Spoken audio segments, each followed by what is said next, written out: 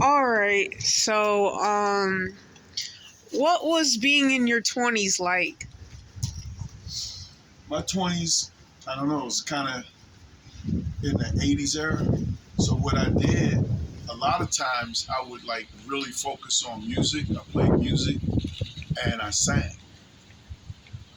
And you know, one of the things that really helped me in that time frame was I listened to older people because being young and in the military, I just felt like I was gonna need advice, and I had to watch people for a long time to see if their advice would be worthy. You understand? Because let's say, for example, that you're talking to somebody, and then all of a sudden they're not giving you information that is conducive or helpful to what you're trying to do. You understand? So now you just got a lot of information for something that you don't want to focus on, and it's not what you want So to do. take a look at their life basically, but not No, compare it. it's like sometimes you'll ask a question, like, for example, like say if I was in a relationship and the relationship wasn't going well, most older people that I trusted would always tell me that you got to weigh the relationship and see if it's good or bad for you. If it's good, then you stay in it. But if it's bad and there's some things that could be consequential for, your problem, you know, then get away from that person because the problem is just going to get worse. So what advice do you have for girls that are like my age going through heartbreak? Because I've went through it. Well, the reason girls go through heartbreak is because they have a good soul. They put their heart out, and once a guy feels like there's multiple girls that he can play games with, and there's like no commitment involved, then that's what you're gonna get. But if that's the case, if you get hurt in a relationship, it's because a lot of times you couldn't remove yourself from the person or the situation enough or fast enough to where it didn't bother you. The longer you stay into a long relationship with someone who's toxic or someone who doesn't really have their head on straight and have real goals and good like spiritual principles, chances are that person is not the person So for you. basically, find someone who likes God and has like goals in life and actually accomplishes those goals. Well, you gotta watch. Not only a person can say they love God, and that could just be a setup. That's true. It could be a setup for trying to convince you that, oh, I'm a good person, or you should, you know, what, invest your time in me. It's not a waste of your time if you hang out with me. But in reality, what that person is trying to do is sucker you in. Once they feel like they can sucker you in and manipulate you and get you to do what they want you to do, then you're in a position where you're going to lose. Just like in America, right? The dollar. All right. In a capitalistic society, what happens? Somebody gains the dollar. If somebody gains the dollar, what has to happen on the other end? Someone has to lose a Somebody dollar. has to lose the dollar. Who loses the dollar? Whoever the person that gained the dollar gained it from. For example, all right, I might sell you this ink $2, but it might not be worth 10 cents. You understand? So if I can convince you to give me $2, I just gained $2 and you just lost $2 because you got an ink pen that's not really worth the $2. The only way it's gonna be worth the $2 if you keep it for 20 years and it don't run out of ink. So how could someone beat capitalism? Just start their own business? Capitalism is like a relationship.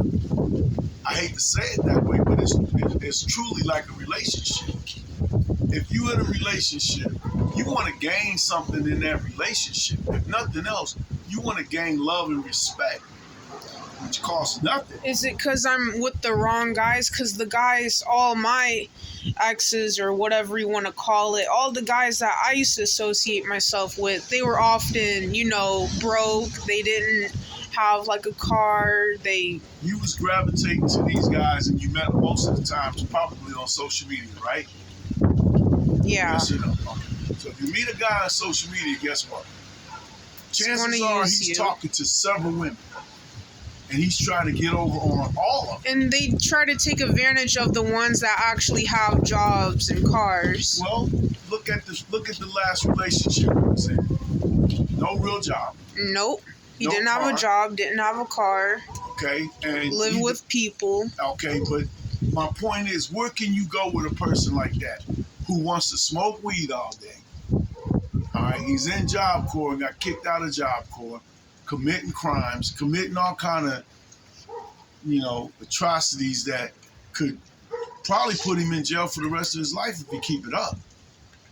So is that how you want to invest your life with somebody like that? Think about this. Meet someone How at would you church. want your life to look in 5 or 10 years? I want someone who's like me, someone who's ambitious like me, someone who, also has a job and like also drives just like me. How would you want your life to be in the next 5 or 10 years?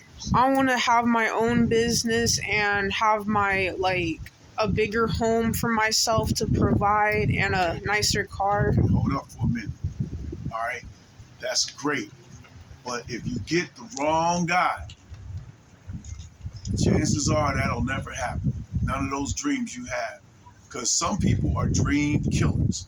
They do it with their actions and they do it with their words. You can tell somebody about a dream or vision that you have to do something good, and I guarantee you, 9 times out of 10, they're going to be a dream killer. You might find maybe out of 100, you might find 10 guys that'll tell you, go for it, Shanika.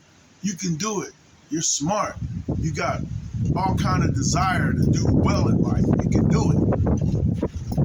But the average guy, chances are, I'd say 9 out of 10, that's not going to happen. I've been in relationships where I know my vision was good, but these people tried to kill it before it even got started. So, Because I told it to him. I shouldn't have told it to him. For real. So with one of my exes or whatever it's called, why do some of them cheat with downgrades? Is it because they're a downgrade, or they just pick anything where I shouldn't even worry about it? Never refer to a guy as an ex, because now you're trying to claim ownership to something. What should I call it then? Say some jackass that really didn't know what he had, and I need to forget about him. I need to forget his name. He needs to become dead. So that's the best way to move on, is act like they don't exist. Like he never existed. Like the person is, he's off in the tomb somewhere. He's cremated or in the dirt, buried. And if they try to ask you back out, just keep blocking them. You would be a fool to even entertain this person. And what if they try to come back and be You like... would be a fool if you entertain this person. And if you're entertaining this person, then label yourself the fool. Okay. So what's your advice for anyone just like struggling in life? Struggling with just depression, thinking like, oh, I'm not going to get the job I want. Okay, look in the mirror every morning and tell yourself that you love yourself. Remember I told you that one job you had was a dead-end job and that you needed to get something with benefits and opportunities to grow and do better things, more pay, more hours, Yeah. everything.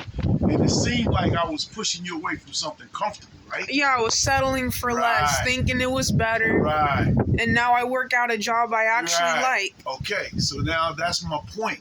And you're making more money, more hours. You meet more people. You get more experience, good or bad. You're learning from everyone. All right. That's it.